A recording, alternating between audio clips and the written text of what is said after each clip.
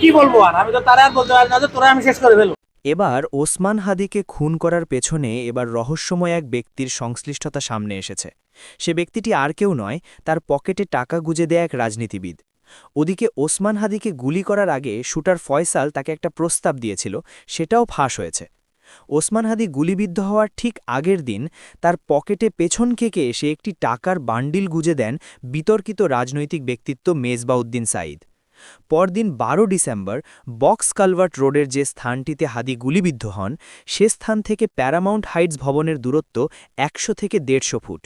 আবার এই ভবনেই রয়েছে মেজবাউদ্দিন সাঈদের ব্যবসা প্রতিষ্ঠান। যতদূর জানা যায়, সেদিন নামাজের পর এই বিল্ডিংয়ের সামনের একটি দোকান থেকে চা পান করে হাদি ও তার ভাই রিকশায় চড়েন। একটি ভিডিওতে সংযুক্ত ছবিতে মেজবা সাঈদকে বিভিন্ন ইন্টারেস্টিং চরিত্রের সাথে দেখা যাচ্ছে। অন্য একটি ছবিতে হাস্যোজ্জ্বল মেজবা কেক খাইয়ে দিচ্ছেন যুবলীগ উত্তরের একসময়ের সেক্রেটারি ও সভাপতি ইসমাইলকে এবং পাশেই দাঁড়ানো ঢাকা যুবলীগ দক্ষিণের সাংগঠনিক সম্পাদক ফেনীর সেলিমকে। ওসমান হাদির পকেটে টাকা গুজে দেওয়ার সময় নেয়া একটি ভিডিওতেও তাকে দেখা যায়। মেজবাউদ্দিন সাঈদ একসময় ছাত্র শিবিরের সাথে যুক্ত ছিলেন, জামাতে ইসলামীর সাথেও জড়িত ছিলেন। বিগত আওয়ামী লীগ সরকারের সময় ছাত্রলীগের সেলিম ইসমাইলের সাথে মিলে অস্ত্রার মুখে দখলে নিয়েছিলেন একটি নোভো ফার্মাসিউটিক্যাল। কথিত আছে বেশ ছোট পরিসরের একটি রাজনৈতিক দলের অফিসের ভাড়াও তিনি বহন করে থাকেন। যুবলীগ উত্তরের সেক্রেটারি ও সভাপতি ইসমাইলের বনানীর অফিসে ওসমান হাদি হত্যার সাথে জড়িত শুটার ফয়সাল করিম ওরফে দাউদ খানের যাতায়াত ছিল বলেও জানা গেছে। সায়েরের ভাষায় হয়তো অনেক কিছুই কাকতালীয়, কিন্তু কিছু বিষয়ে অধিকতরভাবে খতিয়ে দেখা গুরুত্বপূর্ণ। আসা যাক ভিন্ন প্রসঙ্গে। গোয়েন্দা তদন্তে উঠে এসেছে শরীফ ওসমান হাদি হত্যাকাণ্ড ছিল একটি সুপরিকল্পিত মিশনের ফল। বিদেশ থেকে ফিরে একটি শুটার প্রায় ৬ মিনিটের সেই বৈঠকে ফয়সাল হাদির সঙ্গে কাজ করার প্রস্তাব দেন। এটি ছিল ঘনিষ্ঠতা তৈরির প্রথম ধাপ। এরপর ৯ ডিসেম্বর রাতে ফয়সাল আবার কালচারাল সেন্টারে আসেন। এবার তার সাথে ছিলেন আলমগীর। এই বৈঠকে নির্বাচনী প্রচারণার পরিকল্পনা নিয়ে আলোচনা হয়। সেখান থেকেই হাদির টিমে ঢুকে পড়েন ফয়সাল।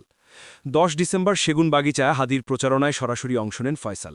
প্রচারণায় অংশ নেওয়ার পরই হাদিকে হত্যার পরিকল্পনা চূড়ান্ত করেন ফয়সাল। মিশন বাস্তবায়নের জন্য নরসিংদী, সাভার, মানিকগঞ্জ সহ বিভিন্ন এলাকায় রেকি করেন তিনি। ১১ ডিসেম্বর মিশন বাস্তবায়নের প্রস্তুতিতে ওঠেন পশ্চিম আগারগাঁওয়ের বোনের বাসায়। হামলার দিন ভোরে উবারে করে যান হেমায়েতপুরের একটি রিসোর্টে। রিসোর্টের সিসিটিভি ফুটেজে দেখা যায় শুক্রবার ভোর ৫টা ২২ মিনিটে ফয়সাল ও আলমগীরের গাড়ি হেমায়েতপুরের গ্রিন জোন রিসোর্টে প্রবেশ করে। সেখানে আগে থেকেই ছিলেন ফয়সালের বান্ধবী মারিয়া ও তার বোন। সেখানে হাদির একটি ভিডিও দেখিয়ে ফয়সাল বলেন তিনি হাদির মাথায় গুলি করার পরিকল্পনা করছেন এবং এতে সারা দেশে আলোড়ন সৃষ্টি হবে। তিনি ঘটনার পর সব ধরনের যোগাযোগ বন্ধ রাখতে বলেন। সকাল ৮টা ৫৪ মিনিটে বান্ধবীকে নিয়ে রিসোর্ট থেকে বের হন ফয়সাল।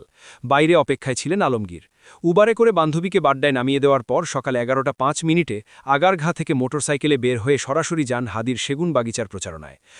বিকেল ৩:১১ ফয়সালের বাবা বাইকচালক আলমগীরকে নিয়ে মোটরসাইকেলের আসল নম্বর প্লেট নিয়ে পার্কিংয়ে ঢোকেন। নকল নম্বর প্লেট খুলে আসলটি লাগানো হয়। এরপর আলমগীর সহ মোটরসাইকেলটি পাশের একটি ভবনের গ্যারেজে রেখে দেওয়া হয়। পরে নিচে পড়ে থাকা ব্যাগ উদ্ধারে মই দিয়ে ভাগ্নেকে ২ ভবনের মাঝখানে নামানো হয়। পাশের ছাদে ফেলে দেওয়া মোবাইল আনতেও ভাগ্নেকেই পাঠানো হয়। বিকেল ৪:৫৪ পশ্চিম আগারগাঁও থেকে সিএনজিতে করে আমিন বাজারে যায় ফয়সাল। সেখান থেকে উবারে ধামরাইয়ের কালামপুর, এরপর ভাড়া করা প্রাইভেট কারে নবীননগর হয়ে গাজীপুরের চন্দ্রামাওনা পেরিয়ে পৌঁছায় ময়মনসিংহে। সেখান থেকে হালুয়া ঘাটের পেট্রোল পাম্পে যায় তারা। পাম্পের সিসিটিভি ফুটেজে দেখা যায় রাত ১১টা ৩৬ মিনিটে শুটারদের বহনকারী প্রাইভেট কার পৌঁছয় মানব পাচারকারী ফিলিপের।